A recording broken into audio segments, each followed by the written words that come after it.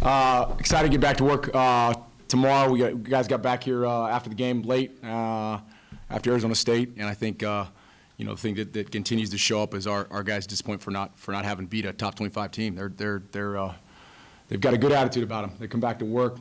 They're resilient. They care. Their care factor is really high. There's a lot of good stuff that we got a chance to look at. There's some things we still have to finish and take care of in the growth process of what we're doing.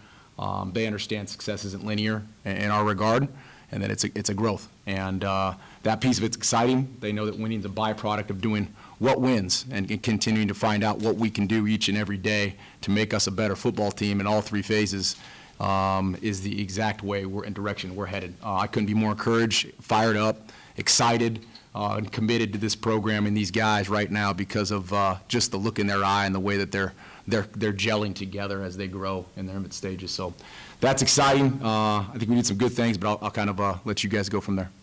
First half, you hung with the top 25 team. What can you take away from that going forward with your team? Well, I mean, we wanted to do something that we didn't do in the first game. Start faster and play a little better, and believe that there's going to be an identity on our team that's going to have to show up early on, and to play with a top 25 team that's been together 4 or 5 years, recruited well, and developed their guys. I thought we did that. I thought we did that from the opening drive on a 16-play drive. Wish we'd have finished with a touchdown and ended up a field goal. Next drive was a 10-play drive for a touchdown. Moved the ball effectively. Now we just need to put two halves together and make it work. So we got a long ways to go, but there's a lot of things in there that I think our guys understood what we talk about and how we define exactly what's going to give you a chance to win, regardless of who you're playing or where you're at. I think some of those things are highlighted in our game, and we spend a lot of time intrinsically looking really, really close at those things. So it was exciting to see that, but again, I think there's a lot left out there that we need to make sure we continue on and power through. Coach, could you talk about the secondary? We couldn't really tell much on TV, but particularly in the first half, Jaden Daniels was running the football up the middle. Was that due to good coverage by the secondary? Yeah, they did a nice job coverage. He's a two-dimensional quarterback. He can go both ways. We know that about Jaden. Played the guy before in week 1 as well. That's, again, we talked about this before. That's kind of the nature of the quarterback position right now. I mean, our guy did it as well. He's got the ability to stretch the field with his legs. So there were some running lanes that we need to make sure we take the air out of up front. But they did a nice job on the back end covering the routes and not giving him a chance to throw the ball down the field. Now we've got to put the pieces together up front and reduce the running lanes, have better eyes, rally to it, make sure we tackle well. Because again, that many yards in the ground by the quarterback is just tough. They did some nice adjustments though. I think the second half the defense did to make sure that they closed those off, and some combination calls, which were good.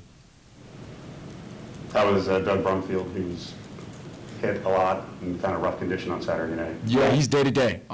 He did stay overnight there in Arizona for us to make sure he was okay. But he's day to day. We hope to see him progress tomorrow. So that's where we're going to go with that tomorrow. We'll see how he feels tomorrow. If not, we'll have those guys all locked in, all the way from Doug to Cam to the rest of the group, and see what we can do. So excited to see what he looks like today when he gets back in here and gets in treatment. Down the road, do you have to talk to him about risk reward on runs? Because he took some hits trying to get maybe just a couple extra yards. Maybe it's not worth it. Yeah, it's a great point. We talk about it actually a lot. It's a deal in the quarterback room at many places where you've got to get guys to understand, especially when they're young. Number one, the speed of the game is a little different, okay? And when you're taller, and I've had a guy like that, I've had a few guys like that before. Taller guys, longer guys, angular guys have to learn how to get down because they're larger targets. Justin did it before. We teach the last place I was at. He did do it with Herb. Had to do it. Going to have to do it here with Doug because he's long and he can run and he can stretch the field. And so being able to get small and slide into second at times is a smart play, and to take the hits off your body. You teach the backs the same thing, the durability of backs over the course of their career, how to not take straight hits. So it is a learned trait, but I think you like to learn the easy way and not the hard way. But it's definitely something we're talking about.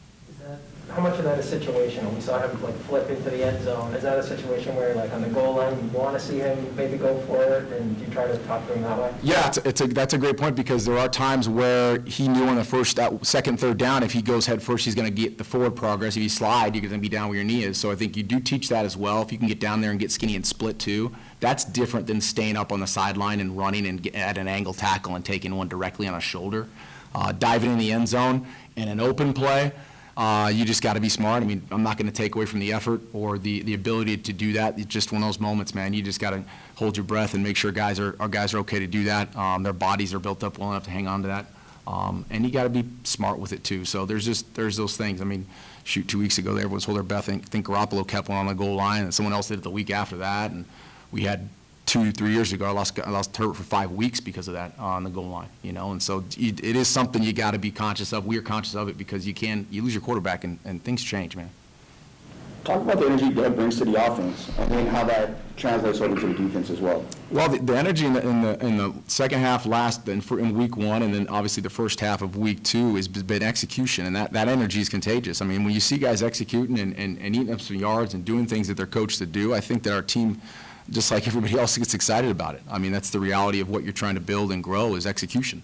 And he's making some plays, he's making some throws. These are some things we obviously continue to build on in the first start, but when he's out there, the ball's moving. He's a factor, and I think the factor grade shows up, and anybody who's got a factor grade on our football team has an influence on the way we can go. And so it's exciting to see him generate that type of execution and obviously get the energy for us to see guys on all 3 phases try to make a play and make a difference on the team.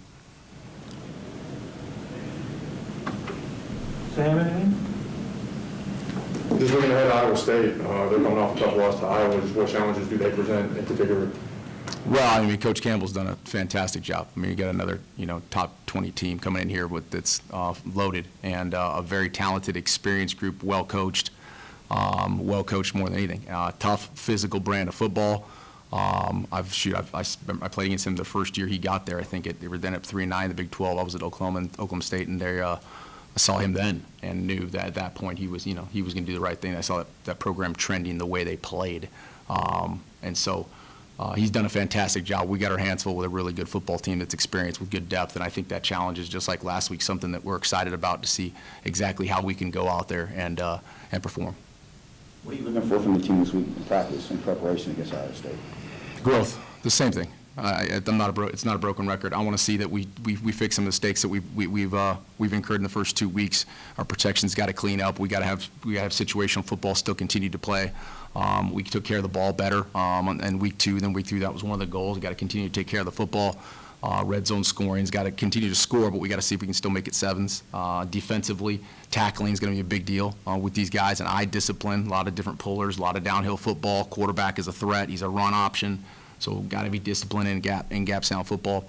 But I think the other opportunity is to get home, man, get in Allegiant, get with our fans out for the second time, finally get the student body out and continue to just put people behind us and trust the process. That's exciting to be home, man. Again, we're fired. I couldn't be more excited to be in where we're at right now. And as dirty and grindy as it is, I love it, man. I love the work. Coach, for you guys as a coaching staff, what are you doing to kind of keep the morale and confidence up? Being honest. Blocking out all the noise, making sure they understand that internally there's a lot of things that are misunderstood in how you build and how winning becomes a byproduct of what you're doing, your everyday work, talent acquisition, your culture, executing. That's what wins football games. Not a place or not a football team, not anything else. Not what anybody puts on their social media. That has nothing to do with winning or losing. Winning or losing has to do with how guys play together, how they believe, how they execute, how we coach them, their mindset, and we're every day. And that battle nowadays for us is bigger than it ever has been. I was laughing with that about Coach Edwards and those guys there because I've known them for quite a few years, and just laughing because they were asking me stuff about like I knew the answers to the generation. It's not. It's just being honest with guys and being organic and being authentic and being in it with them. That's the thing that's different, is if you're in it and you're able to give them feedback and you're able to be honest with them and take ownership, continue to show them how they're doing, how they're growing, how they're doing well, what they're doing better, and block out the noise and starve the distractions, you can get better as a family and as a team. Las Vegas is, especially with this new stadium, a destination road trip for opposing teams. The way Iowa State travels are expected to have a lot of fans. Is that something that you mentioned to your guys before this game, like, hey, don't be shocked if there's a mixed crowd out there and it's not, 100% in your favor, even though this is a home game? No. I can't control that. There was 0 people in there before. There's now more people in there now. There was 30,000 there last week. I can't control that. there may be people in there, but that has nothing to do with winning or losing. Well, it's a weird question at home, but are you going to practice against noise like you did last week? Yeah, a little bit, just because that might be part of it.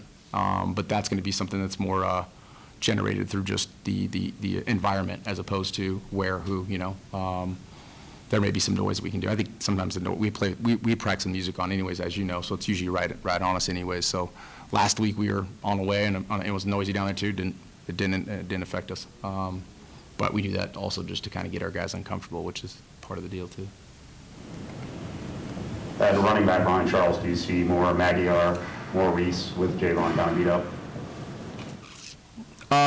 Yeah, I mean, the rotation we've got, Javon will be another guy who's day-to-day. Again, he got an ankle and at the end of the game there. So those guys, that rotation will still be the same. Yeah, I don't think we'll add anyone to it, and I don't know if the inventory or their number count will be changed any much. Those guys will still roll. They're ready to rock. Coming out of high school, your coach he's known for DBs. You have a great positional coach teaching you. Talk about the impact he's had on you and the growth you've had as a corner from college or from high school to college. I had a great high school coach, and he really helped me just develop me through high school. Also, my position coach, Mike Moon and Marcus Alford, they helped me a lot. So that transition from high school to college, it was smoother than I expected. Still, had to go through my ups and downs, but, that's part of the game. So I just got to keep on learning, keep on working. What did you see when you interception on Saturday, when Jaden got out and they ran that route, and you stayed true to your coverage? Yeah, all week, I was just expecting a fade ball, and the wide receiver took an inside move, so I just stay on the outside tip, and he just threw the ball up, and you got to make a play.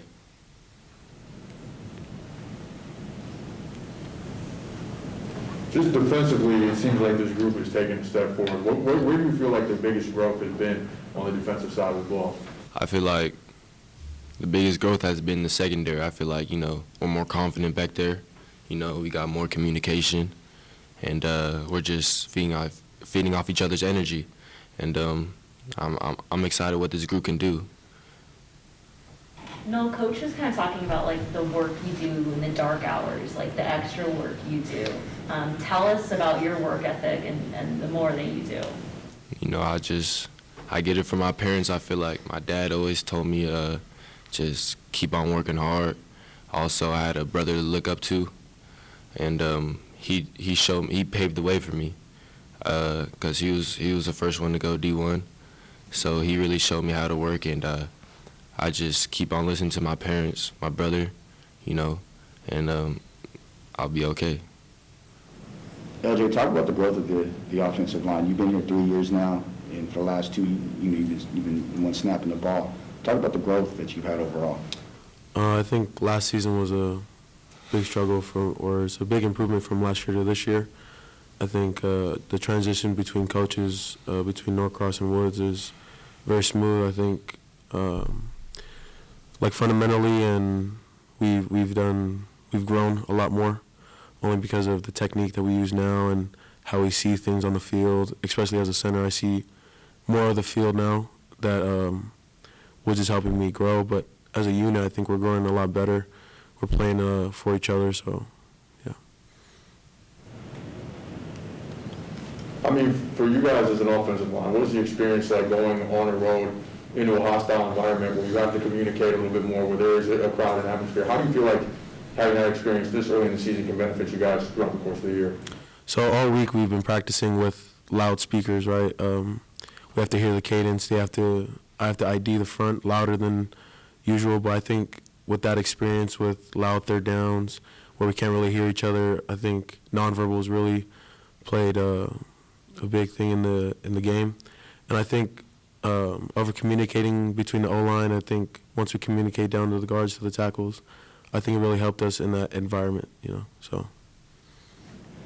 Does that change going from Doug to Justin? Because I know there was at least one error early when Justin came in. I saw Kyle kind of frustrated because Kyle jumped. So what changes between Doug and Justin at quarterback in terms of cadence and snap count? Nothing really. I mean, we as an O-line, we can't really tell who's back there. We just got to continue to execute our job and, be on the same page. Even if it's the wrong page, we have to be on the right page. So you guys opened more holes, I think, in the first half than in the second. Right. Do you think that was it physical where you got a little tired, or was it tactical where you were making some mistakes?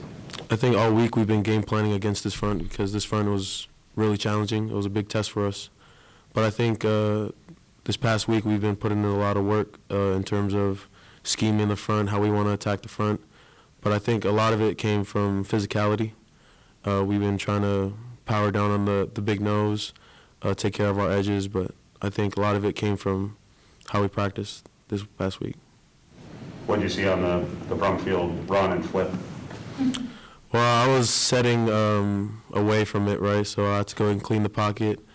And I guess that when I cleaned the pocket, I seen him scramble, and I was right behind him when he flipped. And I was hoping he was okay first, looking for a fumble. Maybe I could pick up a touchdown, but after that, I just seen him score, get up. I mean, it was really cool, I thought, flipping into the end zone. Nohl, what about facing a Heisman candidate quarterback this week? What have you seen from him? It was a good experience, Yeah. Oh, coming up this week. Oh yeah. I'm gonna look at film today. He makes pretty good throws. He's a smart QB, so I gotta be smart as well. So I just gotta play my cards right. For Nohl, what's your responsibility, against a guy like Daniels? He gets loose. What's your responsibility in that case? And then if Purdy gets loose, how do you guys get better at protecting the middle of the field so that quarterbacks aren't running 15 yards? Just gotta be disciplined with the calls Coach Hansen puts in. Contain the QB's legs, and really, our guys are gonna get after it. So I trust my guys up front. They're gonna contain, and then if he does get loose, the secondary gotta rally.